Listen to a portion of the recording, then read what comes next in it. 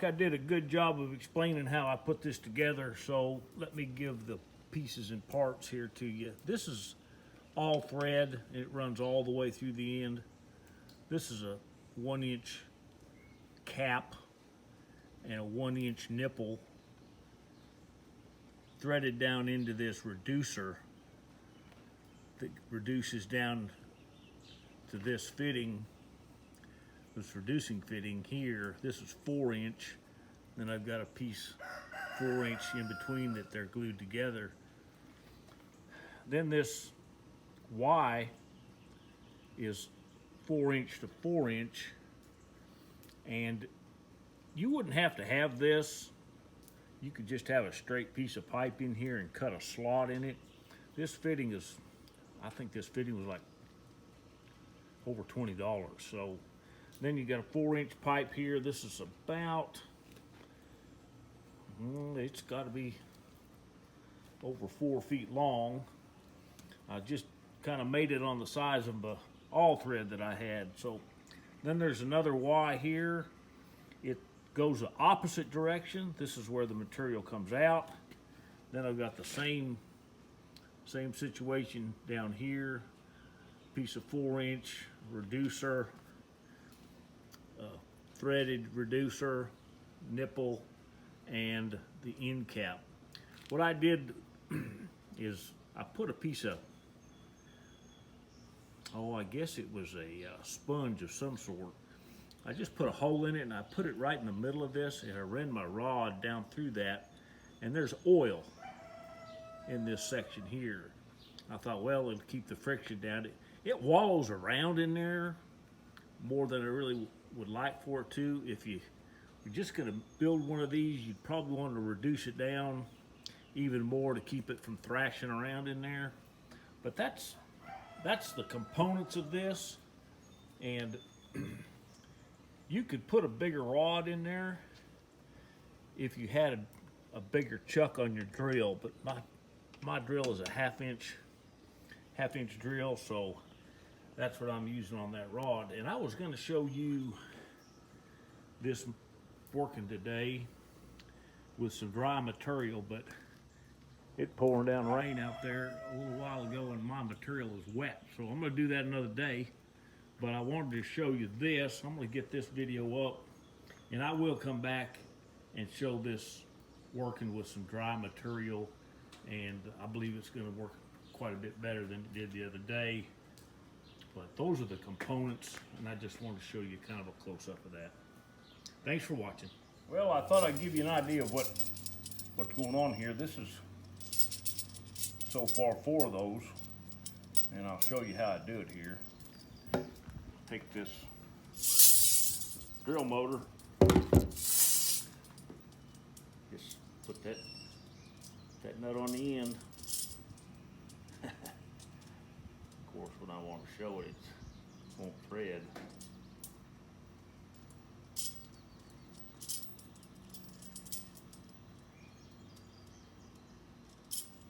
Well, I got that on the wrong end.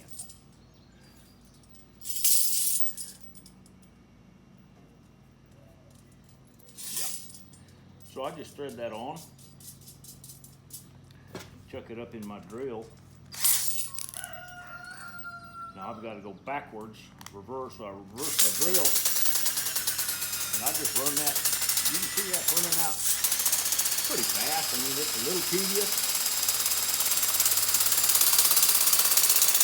It's a whole lot better than doing it by hand.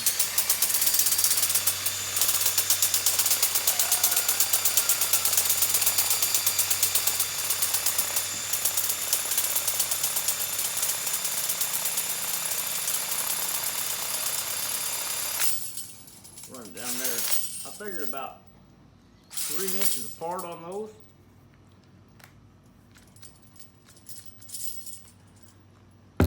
Then I just tighten them down, and I'll come in there with a little punch and I'll wreck these threads real close so that those can't back off.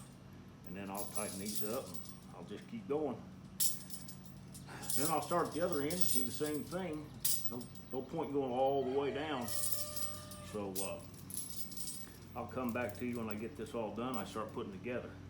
Back to you in a little while. Well, I don't think I was close enough for y'all to see exactly how this was put together a minute ago.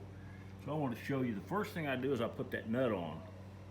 Then I put that washer. And I put that chain. And I put another one of those washers.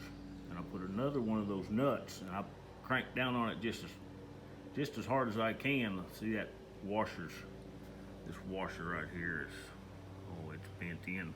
And that's fine. And these things are kind of offset. They're not in line.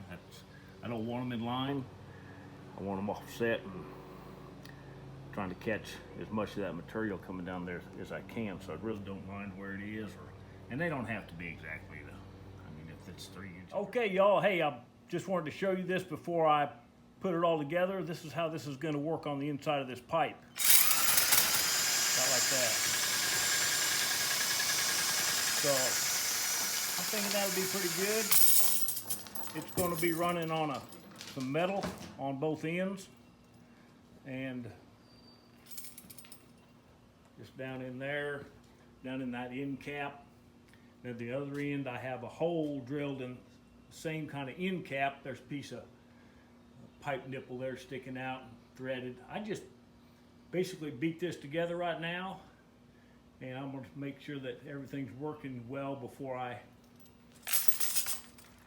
glue it up. But this is the other end. I'll put this opposite that direction. And then the end cap will go here, and about 6 inches of that rod will stick out the end there, and that's where I'll put the drill on. And so it'll go in this end, come out that end. I'm going to set it so it'll go straight into a 5-gallon bucket. So I'll get that all set up, and I will show you when I blast off. Back in a minute. Okay. I have got this thing about halfway rigged up now. I got that bucket down there, and up here, got that strapped to this post. I got my cordless drill up here. I'm just gonna put this on to see how it works, and hopefully that'll be enough power in that battery to try it out. It's gonna be pretty loud. I'm gonna put it in the top up here, a little bit at a time. And then I don't know where I'm going to set y'all. Really, the shadows in here don't let you see a whole lot, but this is the material. I just scooped it up out of that pile over there a minute ago. Just a random bucket full. I'm going to figure out a way to keep this switch down on this drill motor, and then I'm going to turn this back on and I'll show you how it works. Okay, here we go. It's a little loud.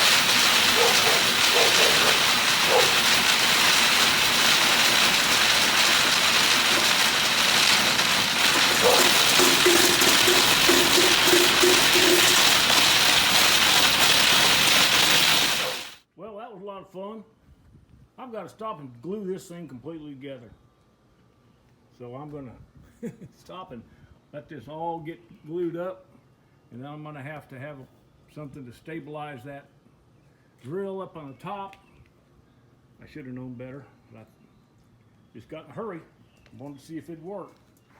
So we're going to have to come back here in a minute and get it all glued up and give it a better chance. It didn't have much of a chance right then, so I'll be back with you in a minute. Well, I got everything kind of put back together and glued back together. Everything is glued except for this very end cap. And I just didn't want to glue it yet, so I've got it kind of pulled down with this strap. And I changed out my drill, the motor, to an electric one, corded. It's way faster, and I don't risk burning up my good drill. I also decreased the angle so that the material stays in there just a little bit longer, and added this weight to the end. It was moving around quite a bit. So this big metal head here is actually going to be the real charcoal grinder. This came out of a feed mill. Got two of these. They're exactly the same. I'm going to build a big heavy electric motor crusher, but this is just kind of a little project to see how it worked, and it's not bad. I'll get some out here.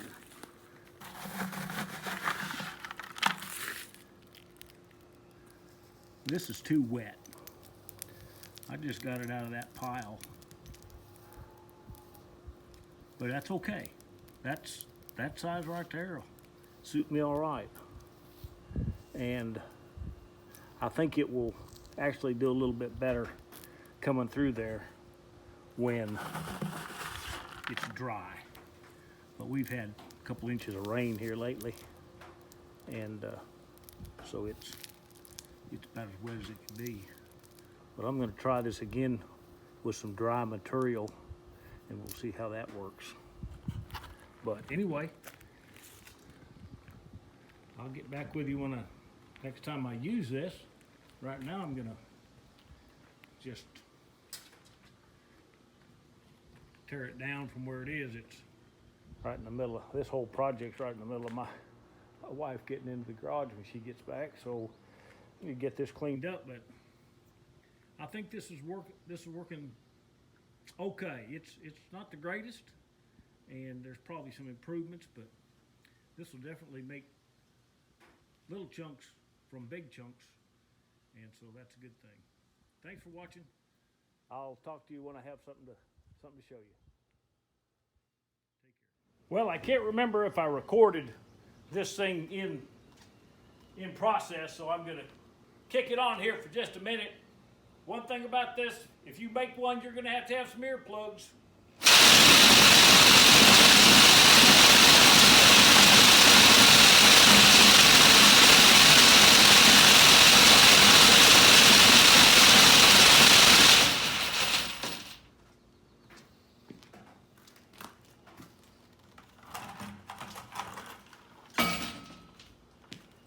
I ran a bucket of water through that just to get it cleaned out. So it worked okay. It's not something I'd want to patent, but it worked for today. So that's that project. Talk to you next time. Thanks.